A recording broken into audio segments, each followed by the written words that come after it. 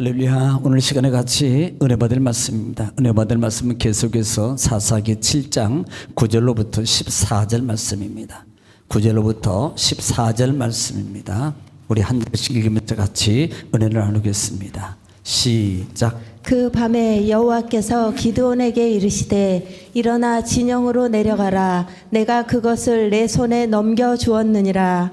만일 내가 내려가기를 두려워하거든 내 부하 브라와 함께 그 진영으로 내려가서 그들이 하는 말을 들으라.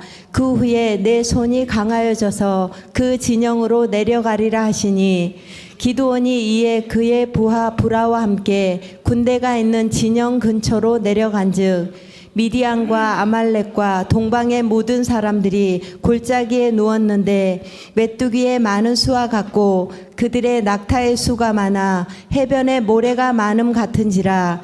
기드온이 그곳에 이른즉 어떤 사람이 그의 친구에게 꿈을 말하여 이르기를 보라, 내가 한 꿈을 꾸었는데 꿈에 보리떡 한 덩어리가 미디안 진영으로 굴러 들어와 한 장막에 이르러 그것을 쳐서 무너뜨려 위쪽으로 엎으니 그 장막이 쓰러지더라. 그의 친구가 대답하여 이르되 이는 다른 것이 아니라 이스라엘 사람 요아스의 아들 기드온의 칼이라. 하나님이 미디안과 그 모든 진영을 그의 손에 넘겨주셨느니라 하더라. 아멘. 계속해서 사사기 말씀을 통해서 같이 은혜를 나누고 있습니다. 지난 시간에 지금 이 겁쟁이 누굽니까? 기드온이었잖아요. 참 비겁하고 겁쟁이만 겁 많은 기드온에게 하나님께서 확정을 시켜주는 거예요. 원하는 대로 요구하는 대로 다 확정을 시켜줬고 그가 비로소 확정되었을 때에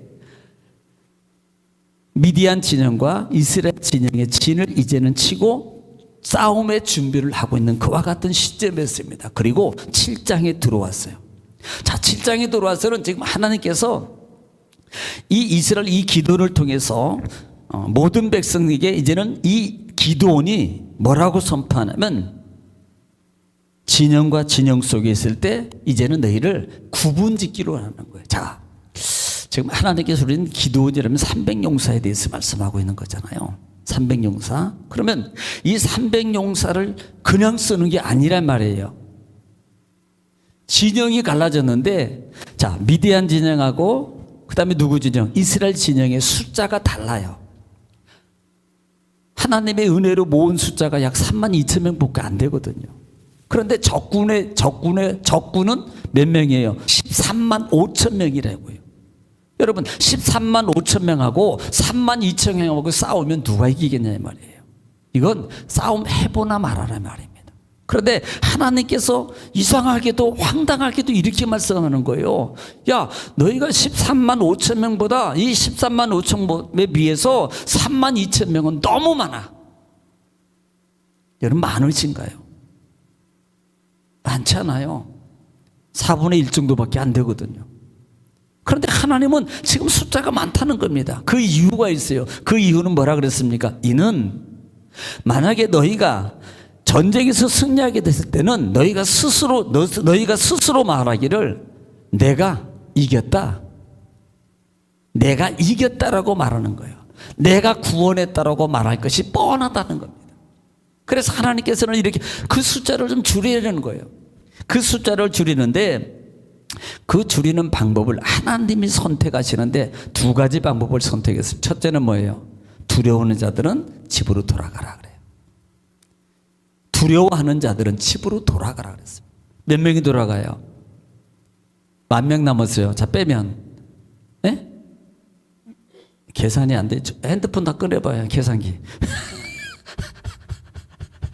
32,000명에서 10,000명 남았어요. 몇 명 돌아갔어요?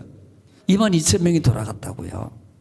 그러니까 22,000명이 돌아가고 10,000명이 남았어요. 자, 그러면 지금 10,000명이 남았는데 하나님은 그 정도면은 되지 않겠나 했는데 야, 그것도 많아. 여기서도 골라야 돼. 그러면서 두 가지 방법을 시험을 통해서 골라냈는데 첫째는 개같이 핥아먹는 자와 그 다음에 무릎을 꿇고 손으로 물을 먹는 자와 구분을 시키는 거예요. 그렇게 구분했더니 개처럼 핥아먹는 사람은 몇 명? 9,700명이에요. 6,700명. 그리고 무릎을 꿇고 손을 떠서 먹는 사람은 300명이더라 이 말입니다. 그때 하나님께서 야 이때 됐어. 개같이 핥아 먹는 사람은 돌려보내고 300명 무릎을 꿇고 물을 손에 떠서 먹는 사람만, 이 사람만 가지고 내가 쓸 것이야. 이들을 가지고 내가 미디안을 너희들 손에 내가 붙일 것이라고 말씀했어요. 이것이 지난주의 말씀이었다 이 말입니다. 자, 우리는 여기서 볼 게 뭐예요? 하나님의 전쟁은 수에, 모든 문제, 모든 것을 해결하는 것은 수와 배경에 있는 것이 아니다. 이걸 깨달으라는 겁니다. 우리는 돈이 없어서, 나를 도와주는 사람이 없어서, 그 다음에 나의 배경이 없어서, 그래서 나는 해결이 안 돼, 그래서 나는 할 수 없어. 맞습니다. 맞아요. 사람의 시각과 개성과 이치적이고 지극히 이성적이고 이치적인 모든 것은요, 그게 다 맞는 거예요. 그런데 하나님 편에서 볼 때는, 하나님 편에서 볼 때는 사람의 편에서는 그게 맞지만 하나님 편에서는 그게 아니라는 겁니다. 사람 편에서 안 돼, 할 수 없어, 그건 불가능해 라고 한다 할지라도 하나님 편에서는요, 하나님이 하시면 이런 말이에요. 이걸 보라는 겁니다. 우리가 이렇게 부정된 편견을 버리는 것이 두 가지라 그랬어요. 첫째는 이 기독이라는 이 사람들을 통해서 편견을 버리고, 또 하나는 오늘 이 시대 살아가는 우리가 이런 편견을 깨뜨릴 수 있는 믿음이 우리 속에서 살아나야 되는 거예요. 그래야만이 하나님을 붙잡고, 그래야만이 하나님을 의지하고, 그리고 그 하나님의 능력과 하나님의 기적을 내가 실제적으로 삶 속에서 체험하게 된다 이 말입니다. 과감해야 되는 거예요. 그래서 이런 부분에 대해서 지난 시간에 말씀을 통해서 구분을 해놨습니다. 자, 오늘은 9절 말씀부터 읽으면서 같이 또 은혜를 나누겠습니다. 9절 읽습니다. 시작. 그 밤에 여호와께서 기드온에게 이르시되 일어나 진영으로 내려가라. 내가 그것을 내 손에 넘겨 주었느니라.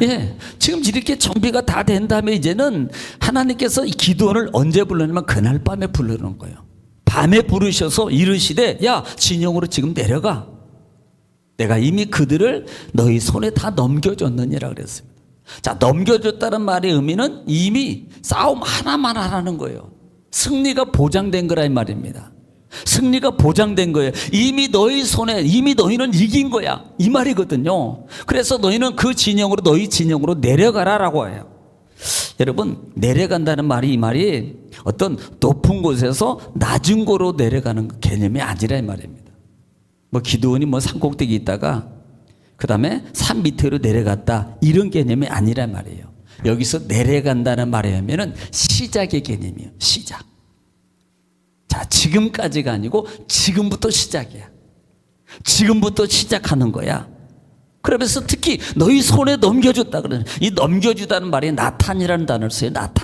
단어를 쓰는데 이 말은 주다, 넘기다, 이 말의 의미가 모든 소유권을 다 넘겨주는 것을 말하는 거예요. 그러니까 결국은 이미 하나마나 이것은 너희 거야.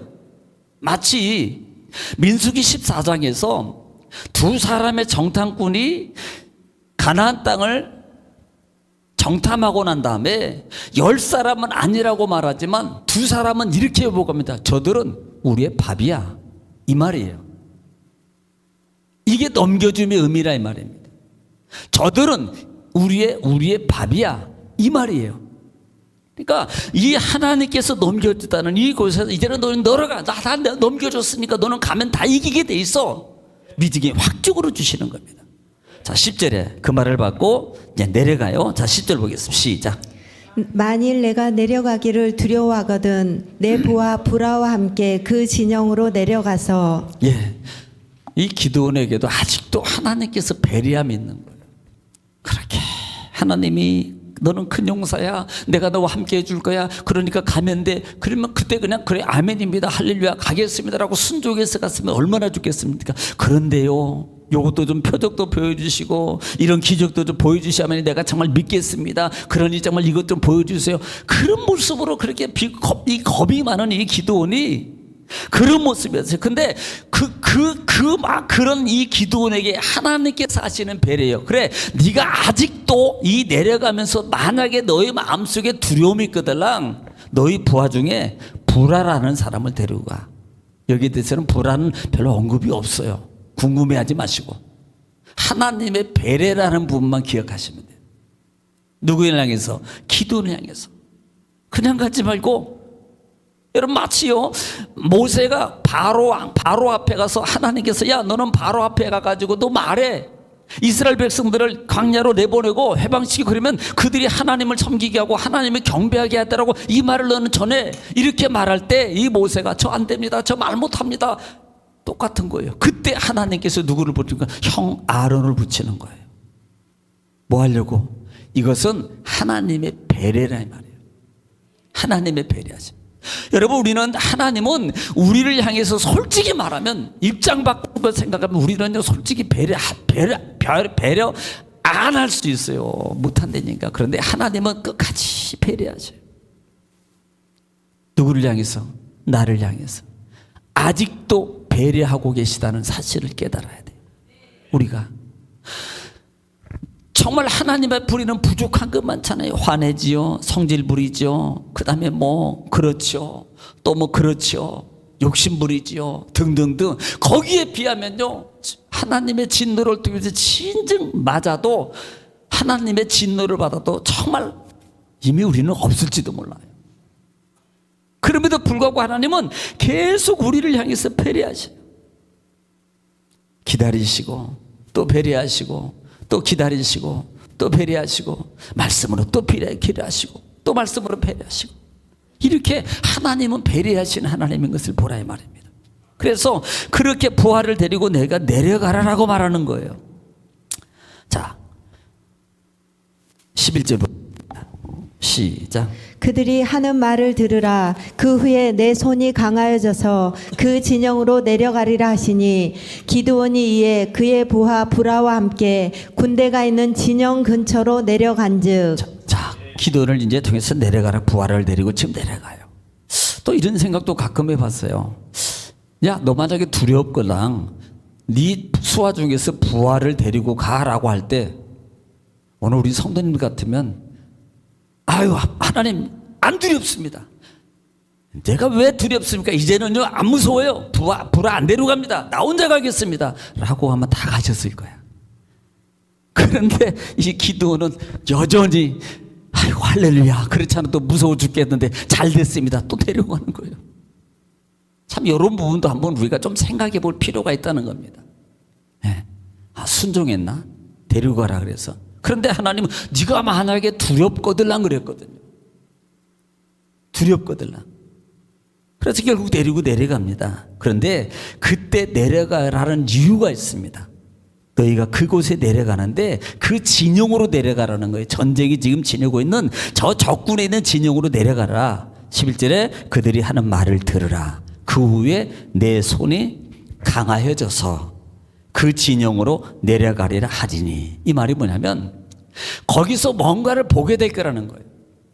뭔가를 너가 보게 될 것이고 그들이 뭔가를 네가 듣게 될 것이고 그걸로 말미암아 네가 뭐요? 강해진다는 말이, 이 말이 원어적 의미 속에 보면 담대함입니다. 튼튼하게 된다는 말이에요. 그러니까 네가 그 사건과 뭔가를 체험하게 되면 너가 겁나고 무서웠던 그 마음이 없어지게 될 것이고 더 강하고 담대함으로 될 것이라는 말이에요. 마치 이런 거예요. 초대교회 제자들의 모습 속에서 그들이 죽음과 그 다음에 그 핍박의 두려움 속에 예수님을 따르면서도 있었지만 그들이 성령이 마가의 다락방에서 사도행전 2장에 성령이 충만한 은혜와 능력을 체험한 후에는 그들이 그 두려움이 없어지는 겁니다. 마치 그런 거예요. 너가 그런 상황을 체험하게 되면, 너가 그런 상황을 보게 될 때 이제는 너는 더 튼튼하고 더 강한 믿음의 소유자가 될 것이다 라고 하나님께서 선언해 주는 말씀이라 이 말입니다. 여러분, 주 안에서 정말 우리는 강담해야 돼요. 강담. 세상에는 막 강하고 담대한데 복음에 대해서는, 주에 대해서는 너무 강하고 담대하지 못한 그 모습, 양보도 많고 주의 앞에 더 강하고 담대하시를 지금 축원합니다. 자, 12절입니다. 12절 시작. 미디안과 아말렉과 동방의 모든 사람들이 골짜기에 누웠는데 메뚜기의 많은 수와 같고 그들의 낙타의 수가 많아 해변의 모래가 많음 같은지라. 자, 기드온이 하나님 말씀에 순종하고 이제는 내려갔어요. 내려가 보니까 지금 언제 내려갔어요? 밤에 내려갔다고요. 이 저녁 때쯤 내려가 보니까 이 골짜기에 동방과 아말렉과 미디안 사람들이 쫙 있는데 뭐라고 표현해요? 골짜기에 누워 있더라고 말해요. 왜 누워 있어요? 저녁이니까. 궁금할 필요 없어요. 저녁이니까 자야지요. 자야지. 지금 그렇게 골짜기에 다 지금 드러내든 왜 잠든 상태에 자고 있는 겁니다. 그런데 그 표현이 메뚜기의 많은 수와 같고 그들의 낙타의 수가 해변의 모래가 많은 것처럼 사람의 수가 메뚜기처럼 그렇게 많고 그 다음에 그 소유가 있는 낙타 기동이에요. 기동. 이 낙타의 수가 모래같이 많은 거예요. 자, 이 정도면 10명의 정탐꾼처럼 갈 때는 딱 가보니까요. 가나안 땅에 들어가 보니까 젖과 꿀이 흐르는 땅이라고 고백한 이유가 그냥 과일도 풍성하죠. 그 다음에 푸른 초장이요. 모든 것이 다 잘 돼 있어. 그러니까 와 진짜 이곳은 에덴과 같은 동산이다.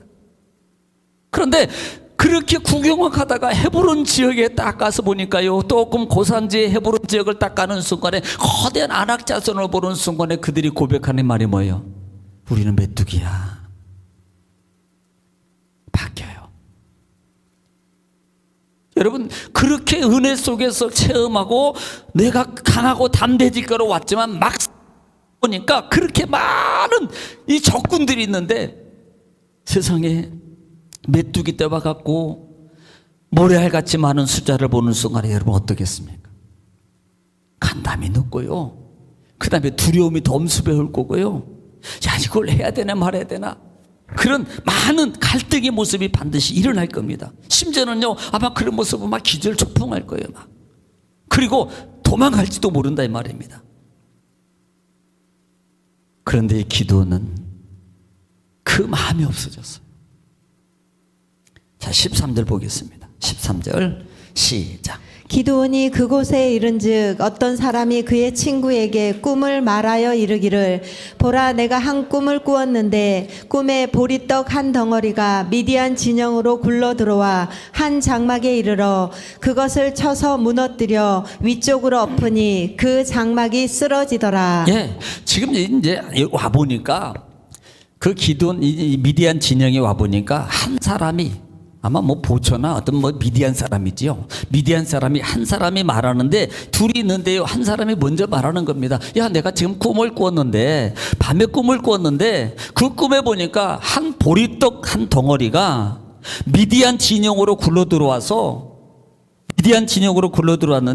그것이 우리 장막을 그냥 깔아 뭉개더라. 그 들어오는데 그 덩어리가 와가지고 우리 장막을 갖다 보리떡이 덩어리가 그 우리 미디안 장막을 그냥 쓰러뜨리더라.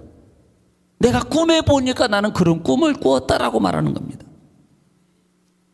여러분 보세요. 지금 여기서 말하는 보리떡이라는 의미가 뭐고 그 다음에 장막이라는 의미가 뭐냐는 겁니다. 여기서 보리떡은 정착민들이 가난하고 약한 사람들이 먹는 빈약한 사람들이 먹는 음식이에요. 이 보리라는 의미가 뭐냐면 그렇게 어렵고 빈약하고 약한 누구를 가리키냐면 이스라엘을 가리키는 거예요. 심지어는 다음 장에 보면은 이 기도를 의미한다면 여러분 기도원이 얼마나 나약해요. 얼마나 겁도 많아요.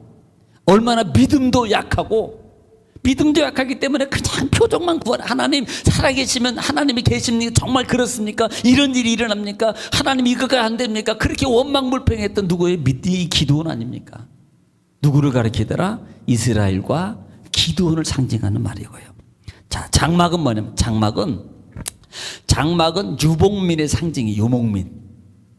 그러니까 미디안이 지금 유목민이에요. 그들은 떨어다니면서 메뚜기처럼 그냥 짐승이 낙타들 떼를 몰고 다니면서 이쪽에서 풀 뜯기면 저쪽으로 가고 이쪽에서 풀 뜯기면 저쪽으로 가고 그냥 계속해서 철 따라서 이동하면서 사는 유목민입니다.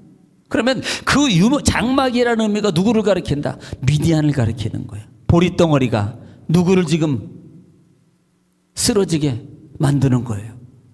미디안을 쓰러지게 만드는 것을 지금 꿈으로 보고 있다 이 말입니다. 그러니까 내가 이런 꿈을 꿨다라고 말합니다. 그러니까 그 꿈을 해석해 주는데, 자 14절입니다. 시작. 그의 친구가 대답하여 이르되 이는 다른 것이 아니라 이스라엘 사람 요아스의 아들 기드온의 칼이라. 하나님이 미디안과 그 모든 진영을 그의 손에 넘겨 주셨느니라 하더라. 그때 그 소리, 그 꿈의 소리를 듣고 그 옆에 한 친구가, 자 이것은 바로 그 보릿덩어리는 요아스의 아들 기드온의 칼을 상징하는 거고, 그 다음에 그 장막이 진영이 넘겨주는 것도 이제 쓰러지고 무너지는 것은 하나님이 우리 미디안을 그 이스라엘 손에 우리가 넘겨준 것을 표현해요. 자, 이게요, 이걸 보면서 여러분 어떤 생각이 드세요? 아니, 이 꿈을 이렇게 해석할 수 있는 것이 이들이겠냐는 겁니다. 여기서 좀 봐야 됩니다. 자, 지금 여기에 누가 보냈어요? 하나님이. 기드온이 알아서 내려간 게 아니라고요. 하나님이 내려갔다고요. 하나님이 내려가라 그랬어요. 너희는 지금 저 적진으로 내려가 봐라. 혼자 혹시 두렵거든 불화를 데려가. 누가 보낸 거예요? 하나님이 보냈다고요. 그러면 하나님이 보냈으면 지금 하나님께서 준비하셨단 말입니다. 누구를 통해서? 이방인을 통해서요. 자, 우리 여기서 보세요. 여러분, 우리가 믿음이 약하고 하나님 앞에 때로는 깨닫지 못하고 그런 상황이 있을 때 하나님은 이방인을 통해서라도 우리를 깨닫게 한다는 것을 깨달아요. 그런데 여러분 영적 부분이 미약해져 있으면요, 그런 상황과 그런 모습을 보고도 깨닫지 못합니다. 그렇게 하나님이 나를 향해서 가르쳐주고 나를 인도해줘도요, 그 부분에 대해서 깨닫지 못하고 듣지 못해요. 영적 눈이 열리기를 지금 축원합니다. 영적 귀가 열리기를 축원합니다. 만약에 내가 영적 귀와 영적 눈이 영적 마음이 열리지 않으면 우리는 하나님 앞에 정말 물질주 없어서 다른 것이 없어 그 기도보다는 하나님 앞에 내가 기도할 때 하나님 나의 영을 눈을 열어 주를 보게 없어서, 주의 나의 귀를 열어 주의 음성을 듣게 없어서, 하나님 내가 하나님 말씀을 볼 때마다 주의 음성을 듣고 주의 마음을 읽을 수 있는 그와 같은 성령의 은혜의 마음을 주옵소서라고 하나님 앞에 기도해야 되는 겁니다. 왜? 영혼이 살아야지 범사가 잘 돼요. 영혼이 안 살았는데 어떻게 범사가 잘 됩니까? 만약에 영혼이 안 살았는데 범사가 잘 되면 그 사람은 다 악으로 가는 거예요. 악으로 쓰지 않겠어요? 영혼이 바로 살아야지, 영혼이 바로 서 있어야지 하나님의 축복을 바로 사용할 수 있는 거예요. 그러니까 우리가 이런 하나님의 역사는 그것을 통해서 내가 내 손이 강해진다는 말은 하나님은 체험하도록 보여주는 거예요. 체험하도록 믿음을 주기 위해서, 때로는 믿음의 사람의 어떤 말을 통해서도, 위로 말을 통해서 힘을 주고, 때로는 안 믿는 사람들의, 심지어는요 안 믿는 사람을 통해서도 또 우리에게 힘을 주는 거예요. 구약 성경에 이제 좀 우리가 오랜 시간이 됐습니다만은 느헤미야 강해라든지 말라기 강해라든지 여러분 할 때 하나님께서 이방 왕을 세워서 이스라엘 백성들을 돌려보내는 것도 마찬가지입니다. 아니 이것은요, 우리가 상식적으로 이치적으로 따르면 이스라엘 사람을 세워서 그들로 말미암아 우리 힘을 주시고 그들을 치게 만들고 해방시켜야 되는 거, 원칙으로는. 그런데 하나님은 그렇게 하지 않으시고 이방 왕을 세워서 그 왕으로 말미암아 이스라엘 백성들을 본국으로 돌아가도록 만들어주고, 심지어는 하나님의 성막과 예루살렘 성벽을 쌓는 것도, 성전을 짓는 것도 다 지원해줘요. 이게 이방 사람의 본 마음이겠냐는 겁니다. 안 믿는 사람들이 그렇게 허행하겠어요? 아니라 이 말입니다. 이것은 하나님께서 다 작용하신 거예요. 하나님의 영적 작용을 통해서 그들의 마음을 완화시키시고 그들의 마음을 돕는 자로 붙여주는 거예요. 할렐루야. 그런 역사가 여러분 삶 속에 있기를 축원합니다. 이렇게 하나님께서 확증시켜주는 거예요. 뭘 위해서? 주의 사역을 위해서라는 뜻이에요. 오늘 우리는요, 이 말씀 속에 우리가 다시 한번 보세요. 내가 주님의 은혜와 사역을 감당하는데 내가 주님의 참 체험을 내가 갖고 있는가라는 거예요. 주님 만나셨나요? 어떤 주님 만나셨습니까? 내 삶 속에 어떤 체험이 있으셨나요? 20년 전에 30년 전에 있었던 잠시간의 그 체험 가지고 지금까지도 우려먹고 그것을 통해서 나는 체험했다고 자랑거리로 살아가는 신앙의 삶은 버리세요. 그때 것은 그때 거고요. 우리는 계속입니다. 오늘 만나야 되고 내일 체험해야 되고 다음에 또 체험해야 되고 계속적인 하나님의 생명의 체험이 내 삶 속에서 연속으로 일어나야 돼요. 그 연속으로 일어나려면 기도원처럼 변화되는 역사, 기도원처럼 거듭난 역사가 되어질 때에 내 마음과 내 삶과 생각이 바뀌어지지 않으면 절대로 체험은 이루어지지 않습니다. 내가 거듭나지 아니하면 이 말이에요. 요한복음 3장에서 니고데모를 향해서 내가 거듭나지 아니하면 하늘나라를 볼 수, 들을 수, 들어갈 수 없다는 말의 의미가 뭐냐면 하늘나라를 보고 만진다는 말이면 체험의 체험, 말씀의 체험입니다. 하나님의 능력을 체험하는 거예요. 그 체험이 우리 속에서 있어야 돼요. 그래서 우리가 삶 속에 날마다 나 다음 주에 만날 때 하나님 내가 이렇게 만났습니다. 주님이 나를 이렇게 도우셨습니다. 하나님이 나를 이렇게 나를 여기를 고치셨습니다. 하나님이 나의 머리를 맡겨 주셨습니다. 하나님이 이 물질 문제를 해결해 주셨습니다. 하나님 만나는 능력의 체험의 주인공이 되라 이 말입니다. 간증의 주인공이 되라 이 말이에요. 막연하게 주님 필요합니다.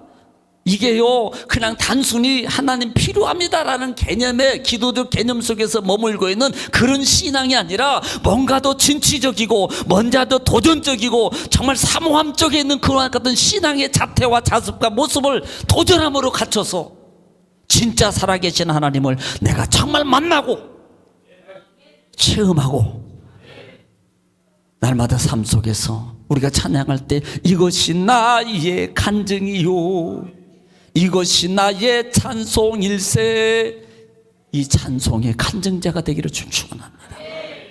주님 만나기를 사모하십시오. 그를 말씀 붙잡으십시오. 그리고 찬송하십시오. 그리고 순종하십시오. 기도하십시오. 중요한 것은 행동으로 옮기는 겁니다. 옮기지 않는 말씀의 사람, 옮기지 않는 기도의 사람, 옮기지 않는 성령의 사람은 하나님의 은혜와 능력의 체험이 이루어지지 않아요.